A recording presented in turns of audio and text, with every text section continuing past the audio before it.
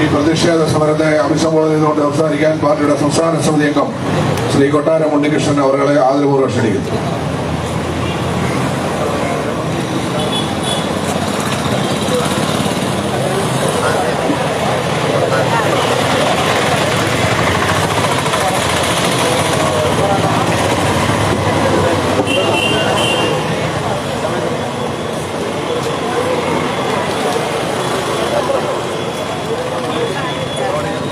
ഈ സമരപരിപാടിക്ക് നേതൃത്വം നൽകുന്ന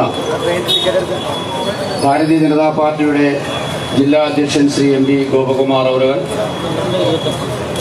ഈ പരിപാടി ഉദ്ഘാടനം ചെയ്യുന്ന പാർട്ടിയുടെ സംസ്ഥാന ഉപാധ്യക്ഷൻ അഡ്വക്കേറ്റ് B ഗോപാലകൃഷ്ണൻ അവർ, ഈ ധരണയിൽ പങ്കെടുത്തുകൊണ്ടിരിക്കുന്ന പാർട്ടിയുടെ ജില്ലാ ജനറൽ സെക്രട്ടറിമാർ, മറ്റ് ഭാരവാഹികൾ, സംസ്ഥാന കൗൺസിൽ അംഗങ്ങൾ, മറ്റ് ചുമതലപ്പെട്ട പ്രവർത്തകർ, ബാക്കി സഹപ്രവർത്തകരെ, ജനാധിപത്യ വിശ്വാസികൾ, ഇവിടെ ഇന്ന് ഈ രീതിയിലൊരു സമര പരിപാടിയുമായി BJPയുടെ ജില്ലാ കമ്മിറ്റി എത്തിയത് നമ്മുടെ മെഡിക്കൽ കോളേജുമായി ബന്ധപ്പെട്ട സർക്കാരിൻ്റെ അനാസ്ഥ തുറന്നു കാണിക്കുവാനും ആ മെഡിക്കൽ കോളേജിൻ്റെ പരിതാപകരമായ സാഹചര്യത്തിന് പരിഹാരം കാണുവാനുമാണ് ഈ സമരവുമായി ഇറങ്ങിയിട്ടുള്ളത്. അതിൻ്റെ വിശദാംശങ്ങൾ സ്വാഗതത്തിലും അധ്യക്ഷ പ്രസംഗത്തിലും ഉദ്ഘാടനത്തിലുമെല്ലാം ഇവിടെ പ്രതിപാദിച്ചു കഴിഞ്ഞു. ആലപ്പുഴ മെഡിക്കൽ കോളേജിന്റെ കാര്യമാണ് നമ്മൾ ചർച്ച ചെയ്യുന്നത്. കേരളത്തിൽ ഒരു സൂപ്പർ സ്പെഷ്യാലിറ്റി ആശുപത്രി ഇല്ലാത്ത ജില്ല അത് ആലപ്പുഴ ജില്ലയാണ്.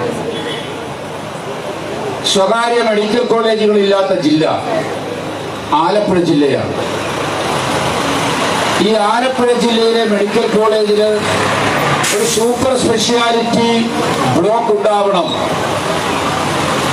എന്ന് തീരുമാനിച്ച് നരേന്ദ്രമോദിയുടെ സർക്കാർ 125 കോടി രൂപ വിനിയോഗിച്ചുകൊണ്ട് നമ്മുടെ വണ്ടാനത്ത് സൂപ്പർ സ്പെഷ്യാലിറ്റി സംവിധാനം ഒരുക്കാൻ വേണ്ടിയുള്ള കെട്ടിടം നിർമ്മിച്ചു കൊടുത്തു. അതിന്റെ ഉദ്ഘാടനത്തിന് പോലും കേന്ദ്ര സർക്കാരിന്റെ ആരോഗ്യവകുപ്പ് കൈകാര്യം ചെയ്യുന്ന മന്ത്രിയെയോ മറ്റ് പ്രധാനപ്പെട്ട കേന്ദ്രമന്ത്രിമാരെയോ ആരെയും വിളിക്കാതെ സാക്ഷാൽ പിണറായി വിജയൻ ഉദ്ഘാടനം ചെയ്യാൻ വേണ്ടി തന്ത്രപൂർവം കേന്ദ്രത്തിലെ ഒരു സഹമന്ത്രിയെ അവരുടെ പിണറായിയുടെ സമയം നോക്കി വിളിക്കുകയും അങ്ങനെ കേന്ദ്രത്തിൽ നിന്ന് ആലപ്പുഴ മെഡിക്കൽ കോളേജിലെ ഡോക്ടർമാരും അവിടുത്തെ പ്രൊഫസർമാരുമെല്ലാം പ്രതീക്ഷിച്ചിരുന്ന ഒരു വലിയ സഹായം താൽക്കാലികമായി തടയുകയായിരുന്നു പിണറായി വിജയൻ. ആലപ്പുഴയുടെ പ്രത്യേകത ഞാൻ പറയാതെ നമുക്ക് എല്ലാവർക്കും അറിയാം. കാരണം കേരളത്തിൽ ഇത്രയും കർഷക തൊഴിലാളികൾ ആശ്രയിക്കുന്ന, ഇത്രയും കയർ തൊഴിലാളികൾ ആശ്രയിക്കുന്ന, ഇത്രയും മത്സ്യത്തൊഴിലാളികൾ ആശ്രയിക്കുന്ന, കശുവണ്ടി തൊഴിലാളികൾ ആശ്രയിക്കുന്ന സാധാരണക്കാരായ തൊഴിലാളി വർഗം ലക്ഷക്കണക്കിന് താമസിക്കുന്ന അവരുടെ ആശ്രയവും അഭയവുമായ കേന്ദ്രമാണ് ആലപ്പുഴ മെഡിക്കൽ കോളേജ്. മറ്റൊരു ജില്ലയ്ക്കും ഇല്ലാത്ത പ്രത്യേകത ആലപ്പുഴയ്ക്ക് അങ്ങനെയാണ് ഉണ്ടായത്. ആലപ്പുഴ മെഡിക്കൽ കോളേജിനും വേണ്ടുന്ന പ്രത്യേകത ഏതാണ്? പക്ഷെ ആ മെഡിക്കൽ കോളേജിൽ ദൈനംദിനം ഉണ്ടാകുന്ന വിഷയങ്ങൾ ചർച്ച ചെയ്യുവാനും പരിഹാരം കണ്ടെത്താനും വേണ്ടി സർക്കാർ നിർദ്ദേശാനുസരണം സംഘടിപ്പിച്ചിട്ടുള്ള ആശുപത്രി വികസന സൊസൈറ്റി കൂടിയിട്ട് നാളുകളായി. ജില്ലയുടെ ഭരണാധിപനായിട്ടുള്ള ജില്ലാ കളക്ടർ അധ്യക്ഷനും മെഡിക്കൽ കോളേജ് ആശുപത്രിയുടെ സൂപ്രണ്ട് കൺവീനറുമായിട്ടുള്ള കമ്മിറ്റിയാണ് ആലപ്പുഴ മെഡിക്കൽ കോളേജിന്റെ ദൈനംദിന കാര്യങ്ങളിലെ വിഷയങ്ങൾ ചർച്ച ചെയ്യുകയും അതിന് പരിഹാരം കണ്ടെത്തുകയും ചെയ്യേണ്ടത്. പക്ഷേ ആശുപത്രിയിൽ അങ്ങനെ ഒരു കമ്മിറ്റി കൂടിയിട്ട് നാളുകൾ ഏറെയായി. ബഹുമാനായ ഇപ്പോഴത്തെ കളക്ടർ ചാർജ് എടുത്തതിന് ശേഷം അങ്ങനെ ഒരു കമ്മിറ്റി കൂടിയിട്ടില്ല. ആലപ്പുഴയിൽ കളക്ടർമാർ സ്ഥിരമായിട്ട് ഇരിക്കാറില്ല എന്ന് നമുക്കറിയാം. ഇപ്പോൾ ഇരിക്കുന്ന കളക്ടർക്ക് മുൻപ് ഒരു കളക്ടർ ചാർജ് എടുക്കുകയും അദ്ദേഹം ജില്ലയാകമാനം യാത്ര ചെയ്ത് ജില്ലയെക്കുറിച്ച് പഠിക്കാൻ ശ്രമിച്ചു. അദ്ദേഹം ഇരുന്നപ്പോൾ ഒരു വികസന സമിതി യോഗം നടന്നു. ആ വികസന സമിതി യോഗത്തിന് ആശുപത്രി കോമ്പൗണ്ടിലോട്ട് കടന്ന ബഹുമാനായ കളക്ടർ ആശുപത്രി കോമ്പൗണ്ടിലെ ആ വാഹനത്തിലൂടെ നടന്നു വന്ന് കമ്മിറ്റിയിൽ അധ്യക്ഷത വഹിച്ചുകൊണ്ട് അദ്ദേഹം പറഞ്ഞ ആദ്യത്തെ കാര്യം, ഇതൊരു മെഡിക്കൽ കോളേജ് ആണോ എന്നാണ് അദ്ദേഹം ചോദിക്കുന്നത്. ആ മെഡിക്കൽ കോളേജും അതിന്റെ പരിസരവും കണ്ടാൽ നിങ്ങളൊന്ന് നോക്കണം. അതിന്റെ പടിഞ്ഞാറേ സൈഡിൽ കൂടെ ഒന്ന് റൗണ്ട് ചുറ്റി വരുമ്പോൾ നമുക്ക് മനസ്സിലാകും മെഡിക്കൽ കോളേജ് എന്ന് പറയുന്നത് അതിന്റെ അവസ്ഥ എന്താണെന്നുള്ളത്. അത്രയും പരിതാപകരമാണ്. ഇവിടെ പറഞ്ഞ കാര്യങ്ങൾ മാത്രമല്ല, പരിസര ശുചീകരണത്തിന് പോലും അമാന്തമാണ്. ആ കാര്യങ്ങൾ താല്പര്യമെടുത്ത് ചർച്ച ചെയ്ത് തീരുമാനിക്കേണ്ട കമ്മിറ്റി പോലും വിളിക്കാതെ ഒരു മാഫിയ സംഘത്തിന്റെ പിടിയിലാണ് ആലപ്പുഴ മെഡിക്കൽ കോളേജ് എന്ന് BJPയുടെ ആലപ്പുഴ ജില്ലാ കമ്മിറ്റി ആരോപിക്കുന്നത് വെറുതെയല്ല. സാധാരണക്കാരന്റെ അഭയകേന്ദ്രമാണ്. അവിടെ ഡോക്ടർമാരില്ല.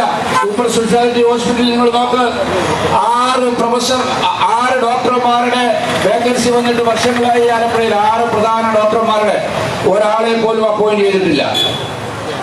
പാരാമെഡിക്കൽ സ്റ്റാഫ്, നഴ്സ്, ഫാർമസിസ്റ്റ് തുടങ്ങിയ 40ഓളം പേരുടെ വേക്കൻസി ഉണ്ട്. പക്ഷേ ഒരാളെ പോലും അപ്പോയിന്റ് ചെയ്യാൻ ഇന്നുവരെ കേരള സർക്കാർ തുനിഞ്ഞിട്ടില്ല. പകരം താൽക്കാലിക വേതനത്തിൽ MLA ശുപാർശ ചെയ്യുന്ന ആൾക്കാരെ സൂപ്രണ്ട് അങ്ങ് അപ്പോയിന്റ് ചെയ്യുക. എത്ര വർഷങ്ങളായിട്ട് നടക്കുന്നു.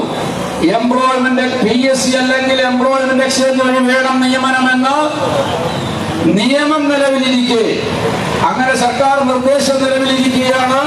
Ambalappuzha MLA H. രാമന്റെ നേതൃത്വത്തിലുള്ള ഒരു സംഘം പറയുന്ന ആൾക്കാരെയാണ് അവിടെ താൽക്കാലിക നിയമനം നടത്തിക്കൊണ്ട് ഹോസ്പിറ്റൽ മുന്നോട്ട് പോകുന്നത്. ആലപ്പുഴയിലെ ജില്ലയുടെ പ്രത്യേകത ഞാൻ മുമ്പ് സൂചിപ്പിച്ചു. ഏറ്റവും പാവപ്പെട്ടവരായ ആൾക്കാർ, നമ്മളൊന്ന് രാവിലെ ഇതേവരെ ആശുപത്രിയിൽ മെഡിക്കൽ കോളേജിൽ പോകാത്തവരാരെങ്കിലും ഉണ്ടെങ്കിൽ പോയി നോക്കണം. രാവിലെ ഒരു 1500 പേരെങ്കിലും ക്യൂവിൽ കാണും OP ടിക്കറ്റ് എടുക്കുവാൻ. OP ടിക്കറ്റിനുള്ള പേപ്പർ അല്ലാതെ ഡോക്ടർക്ക് ഒരു മരുന്ന് കുറിക്കണമെങ്കിൽ ആവശ്യത്തിനുള്ള പേപ്പറില്ല. ഇന്നത്തെ ഒരു പത്രം റിപ്പോർട്ട് ചെയ്തിരിക്കുന്നു, നോട്ട് ബുക്കിനകത്ത് പേപ്പർ വലിച്ചു കയറിയിട്ടാണ് ഡോക്ടർമാർ കുറിക്കുന്നത്. നിരവധിയായിട്ടുള്ള നല്ല എഫിഷ്യന്റ് ആയിട്ടുള്ള ഡോക്ടർമാർ നമ്മുടെ ആലപ്പുഴയിലുണ്ട്. പക്ഷേ അവർക്ക് കൂടി ചീത്തപ്പേര് കിട്ടത്തക്ക രീതിയിൽ പല ഡോക്ടർമാരുടെയും ഭാഗത്തു നിന്നുള്ള പിഴച്ച നടപടി കാരണം ആലപ്പുഴയിലെ പാവങ്ങൾക്ക് ഇപ്പൊ ഈ മെഡിക്കൽ കോളേജിനെ ആശ്രയിക്കാൻ നിവൃത്തിയില്ലാതെ വരുന്നു. നമ്മളൊരു അപകടം പറ്റി, ആക്സിഡന്റ് പറ്റി ആലപ്പുഴ മെഡിക്കൽ കോളേജിൽ ആക്സിഡന്റ് പറ്റിയ ആളെയും കൊണ്ട് ചെന്നാൽ നമ്മളെ അവിടുന്ന് ആ രോഗിയുമായി വേറെ ഏതെങ്കിലും സ്വകാര്യ എറണാകുളത്തോ തിരുവല്ലയിലുള്ള സ്വകാര്യ ഹോസ്പിറ്റലിലോട്ട് നമ്മൾ അയാളെ കൊണ്ടുപോകാൻ വേണ്ട റെക്കമെൻഡേഷനുമായി ഒരു സംഘം അവിടെ കൂടും. ഇവിടെ കിടത്തരുത്, ഇവിടെ കിടത്തിയാൽ നിങ്ങളുടെ അമ്മ മരിച്ചു പോവില്ല, അച്ഛൻ മരിച്ചു പോകും, ഇവിടെ നല്ല ചികിത്സ കിട്ടത്തില്ല. അവിടെ എത്രയും പെട്ടെന്ന് നമുക്ക് എറണാകുളത്തിന് കൊണ്ടുപോകണം, ഇല്ല തിരുവല്ലയെ കൊണ്ടുപോകണം. കാര്യം മറ്റ് ആശുപത്രികളിലെ ഏജന്റന്മാര് ആലപ്പുഴ മെഡിക്കൽ കോളേജിൽ വിലസുകയാണ്. അങ്ങനെ മറ്റ് ആശുപത്രികളിൽ കൊണ്ടുപോകാൻ നിർബന്ധിതരാവുകയാണ്. സത്യത്തിൽ പാവപ്പെട്ടവന് ഏറ്റവും നല്ല ചികിത്സ ലഭിക്കേണ്ട സ്ഥാപനമല്ലേ ആലപ്പുഴ മെഡിക്കൽ കോളേജ്. അതുകൊണ്ടാണ് BJP വളരെ പ്രാധാന്യത്തോടുകൂടി ഈ വിഷയം ഏറ്റെടുത്തത്. ആലപ്പുഴയിലെ മെഡിക്കൽ കോളേജ് വളരെ നല്ല രീതിയിൽ വരേണ്ടതുണ്ട്. ആരോഗ്യ മേഖലയിലെ അലോപ്പതിയും ആയുർവേദവും ഹോമിയോപ്പതിയും എല്ലാം സംയോജിപ്പിച്ചുകൊണ്ട് ആയുഷിന്റെ നേതൃത്വത്തിൽ ആലപ്പുഴയെ ഒരു ആരോഗ്യ ടൂറിസ്റ്റ് ഹബ്ബാക്കി മാറ്റുവാൻ ഉള്ള പരിശ്രമം നരേന്ദ്രമോദിയുടെ സർക്കാരിന്റെ ഭാഗത്തു നിന്നുണ്ടായപ്പോൾ അതിനെ തുരങ്കം